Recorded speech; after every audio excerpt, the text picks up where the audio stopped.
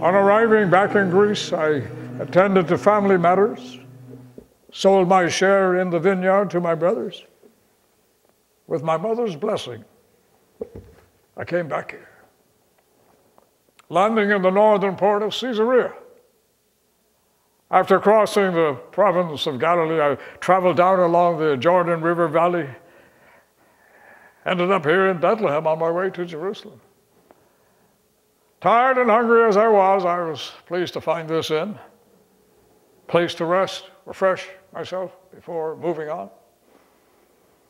As it turned out, the innkeeper here happened to be of Greek origin, was quite friendly, talkative, and after I had finished a meal, he sat down beside me, and over a jug of wine, we shared our stories. And when he had finished his, he told me that he was anxious to go back to Greece, and to that end, was willing to sell the inn at a very good price, and would I be interested? Of course, I knew nothing about the running of an inn, and told him so. However, the next morning, when I was getting ready to leave, he approached me again and said that he would be willing to sell me the inn at an even better price if I would consider marrying his eldest and still unwed daughter, Siddhartha. I was surprised by this suggestion. I didn't know what to say. I was a little lost for words. And then he brought her right there into our presence, and there before me stood the attractive woman I had seen serving meals the night before that I thought was his wife. Well, now I was even more lost for words. Well, when she went back to her work, he assured me that there was nothing about the running of an inn that she did not know. He invited me to stay at his guest a day or so and approach her on this question of marriage. If I was interested, he said. If I was interested. Well, of course I was interested. I mean, what man would not be? Well, throughout the morning, I wandered round the yard of the inn, through the buildings. I could see the coming and going. It was a busy inn at that time, all right. Yes, well positioned on a much traveled road, and all the buildings seemed intact and well cared for. This proposition of his was becoming quite enticing. Discovered there was just one problem, though. Siddhartha herself. Turned out she was quite independent-minded, outspoken, unusual for a woman at those times in that part, I can tell you. Yes, as I soon discovered. When later that morning I approached her on the issue, she told me in no uncertain terms that regardless of her father's wishes, she was not going to be part of such an arrangement. Nothing I told her about myself, what I thought of the inn, made any difference to her whatsoever. I could purchase the place, she said, but she was not going to be part of such a bargain.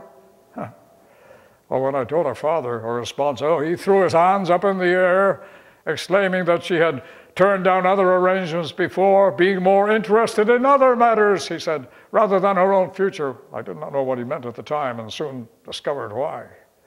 Anyway, he insisted I stay. Approach her again. I was not so sure I wanted to. Anyway, I happened to be sitting out in the shade of the palm trees in the yard there that afternoon. She came by on her way to fetch some water from the well, so seizing the opportunity, I offered to help, walked alongside her, wondering how I was going to broach the subject again, and I thought I would begin by telling her how I had come here with my father. I'd listened to him tell us stories about events and people of the past. I ended up telling her even about how when I was a boy in Egypt, I had listened to him talking about Jewish prophets and all they had to say about a coming Messiah, a Savior who would liberate all the people here.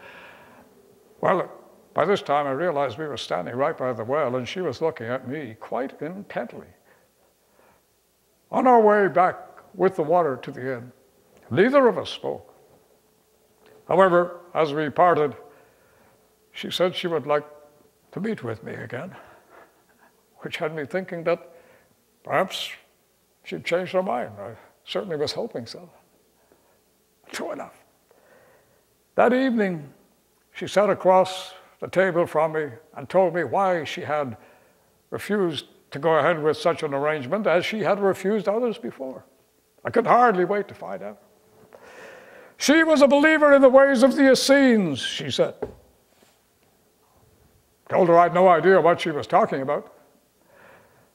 Well, she was only too happy to enlighten me, which she did at length, telling me all about these Essenes, another Jewish sect, different from the Pharisees and Sadducees, a religious group of devout men and women, most of whom lived in communities in the hills and desert places, sharing everything in common, communing with the divine. Turning to these, she described a settlement in the wilderness where most of the devotees of this sect spent their time studying, transcribing ancient texts, while up on Mount Carmel in Galilee, another group, she said, led by a devout and learned woman, schooled young maidens in the ways of holiness, according to the precepts of their elders. All for the purpose, she told me, of helping to fulfill this prophecy about the coming of the Messiah. Well, at this point, I interrupted her, letting her know for sure that I had no interest in joining such a sect or becoming a recluse, to which she laughingly replied that neither did she, though she believed in some of their teachings, such as helping those in need, poor, the ill, the aged. And then she was gone, leaving me to ponder all that she had said, before reminding me, of course, turning back and saying that all of this mattered much more to her than getting married, though she was not opposed to that possibility, she added, which I was pleased to hear. And then I sat there pondering all that she'd said, so much so that that night I had a dream about her.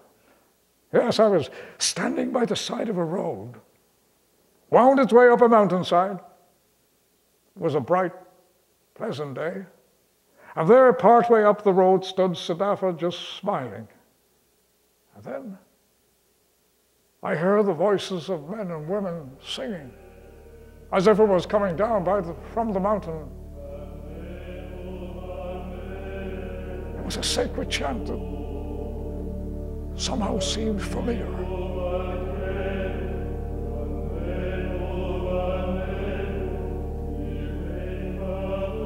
Anyway, the next morning when I woke, I not only remembered the dream, but I also remembered where I'd heard that chant before. It was one my father used to sing on certain holy days. Although I hesitated at first telling Siddhartha about my dream, I eventually did, and I could see that it pleased her. And sensing that perhaps I should stay, I was glad I did that too, because in time, a friendship developed between us that over time became more than just a friendship and ended up with us being married, much to our father's relief. And during this whole time, she insisted on telling me more about these Essenes, especially those up on Mount Carmel, whom she said she had heard believe the prophecy about the Messiah was soon to be fulfilled. And when might that be, I asked. Nobody seemed to know, not even the Essenes themselves.